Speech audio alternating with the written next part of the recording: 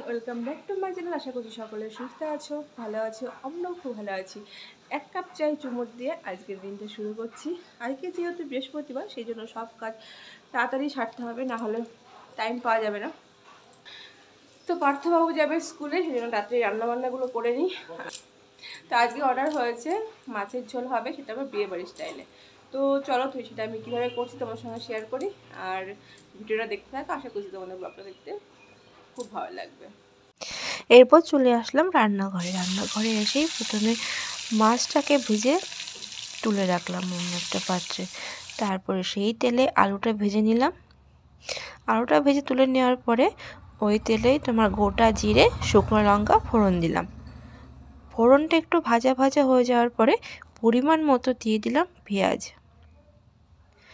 পেঁয়াজটা ভালো করে লাল লাল করে ভেজে নিতে হবে। ভাজা হয়ে গেছে দেখতে পাচ্ছ। এবার দিয়ে দেবো টমেটো, আদা, রসুন আর কাঁচা লঙ্কার পেস্ট। রসুনটা না একটু সামান্য দেবে, নাহলে পরে ভালো লাগবে না।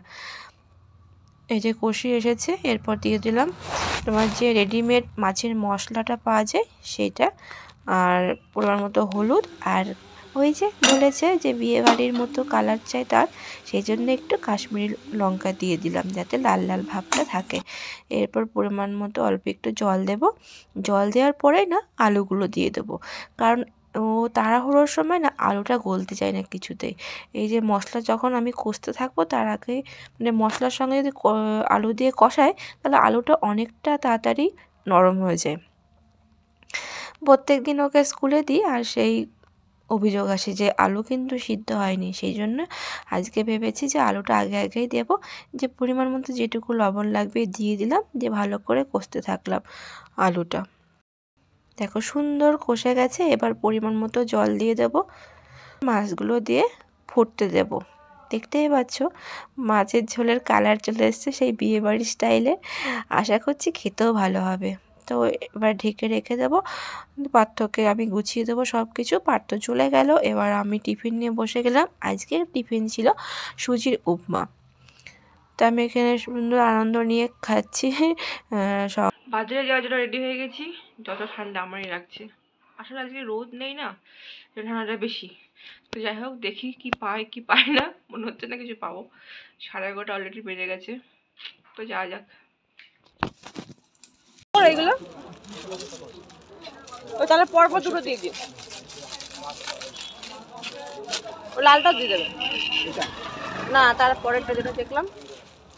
ঠাকুরের জামা নিয়ে চলে আসলাম ফুল টুল নিয়ে সবজির দোকানে। এই যে পুঁই পিটুলিগুলো আমার খুব পছন্দ হয়েছে, সেই জন্য। তো বাজার করে বাড়ি চলে এসেছি। এবার ঘরগুলো একটু গুছিয়ে নিই, ঘরগুলো খুব বাজে অবস্থা হয়ে গেছে। রান্না তো হয়ে গেছে, রান্নাঘরটা পরিষ্কার করে নিই। তো রান্নাঘরে চলে এসেছি। রান্নাঘরে এই কড়াইটা না অতটা নোংরা হয়নি, সেই জন্য ধুয়ে রাখলাম। আর কাপগুলো আমি দিদিকে দিই না। দিদি যতবার কাপ ধুতে গেছে ততবার একটা না একটা কাপ ভেঙেছে। সেই জন্য রাগ করে আমি বলেছি, দিদি তোমাকে কাপ ধুতে হবে না, তুমি বাদবাকিগুলো যেরকম ধোও সেরকম ধোবে, আমি ওইগুলো টাইম মতো ধুয়ে নেবো। সেই জন্য আমি আমার মতো কাপগুলো ধুয়ে পরিষ্কার করে রেখে দিচ্ছি। এই তেলের জায়গাটা না সপ্তাহে আমি একদিন করে ধুয়ে রাখি, নাহলে বড্ড কেমন কী বলবো, ওই আটা আটা টাইপের হয়ে যায়।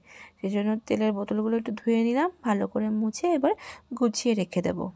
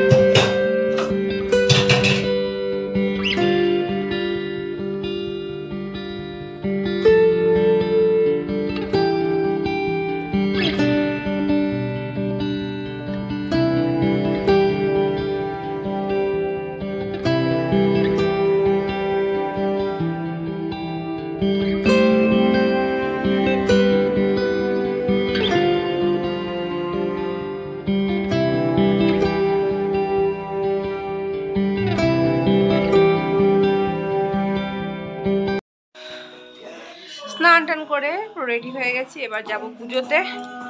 পুজোটা তাড়াতাড়ি দিয়ে নিই। আর লক্ষ্মী ঠাকুর নতুন শাড়ি কিনেছি, চলো তোমায় দেখাই।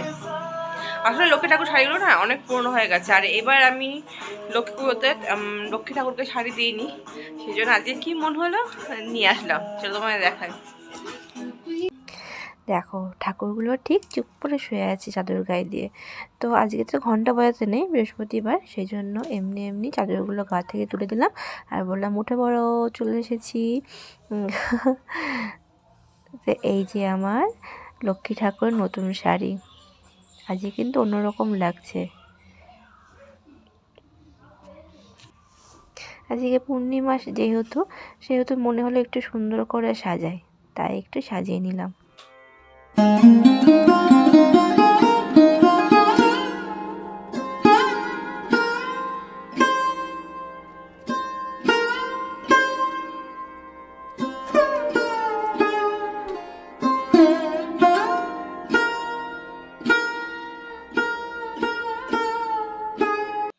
আমার পুজো করা হয়ে গেছে, এবার বাবানদের খাওয়া হয়ে গেছে, কারণ অনেকটা দেরি হয়ে গেছিলো বলে। এবার আমি খেয়ে নেবো। আজকে হচ্ছে তেমন কিছু করিনি, আর শুধু করেছি মাছের ঝোল আর ভাত। একটা তরকারি হলে কি হবে, ওই একটা তরকারি এতটাই অসাধারণ হয়েছে যে পুরো ভাতটাই ওই তরকারি দিয়ে খাওয়া হয়ে গেছে, একদম তৃপ্তি করে খেয়েছি। তো যাই হোক, খেয়ে দিয়ে একটু রেস্ট নিচ্ছিলাম, তারপর দেখি পার্থবাবুর কি ডাকাডাকি। এই যে বাচ্চাগুলোকে দেখছো, এরা একটু দূরে ছিল আমাদের বাড়ির থেকে, তো ওখানে ড্রেনটা একদম কাছে ছিল, তো একটা বাচ্চা পড়ে গেছিলো, ও স্কুল থেকে আসার সময় দেখেছে, যে বাচ্চাটাকে তুলে তারপরে নিয়ে এসেছে এখানে। যে মাটা দেখছো, দেখতে পায়নি বলে বাচ্চাগুলোকে ঠিক চলে এসেছে, আর ওরাই ডেকে ডেকে নিয়ে আসলো। এই যে রানাকে দেখছো, মানে কুকুরের বাচ্চাগুলোকে খুব ভালোবাসে, এত যত্ন করে এই কাকুটাও। তো সেই জন্য আমাদের পাশে একটা জমি আছে ফাঁকা, সেই জমিতে তো থাকার ব্যবস্থা করে দিচ্ছে, যে টিনটা দিয়ে দিচ্ছি যাতে হাওয়াটা না লাগে।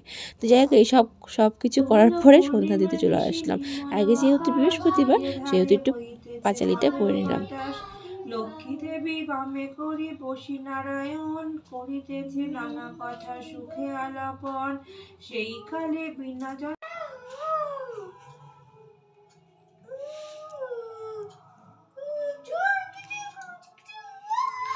সন্ধ্যা দিয়ে বসলাম, ওই যে আমার ভূতটা।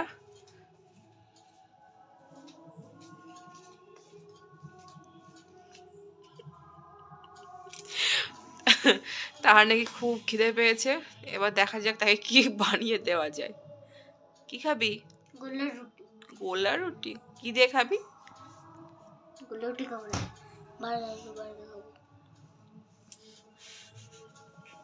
চলো গোলা রুটি খাবে গুড় দিয়ে, আমার ফেভারিট। প্রথমে আটা দিয়ে নিলাম, এরপরে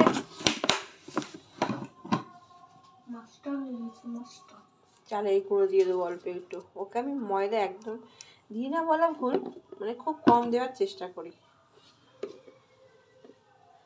একটু লবণ দিয়ে দেবো,